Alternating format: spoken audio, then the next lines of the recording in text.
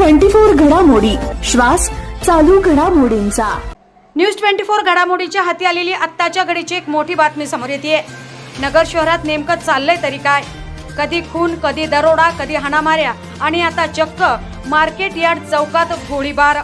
कोतवाली police घटनास्थळी दाखल।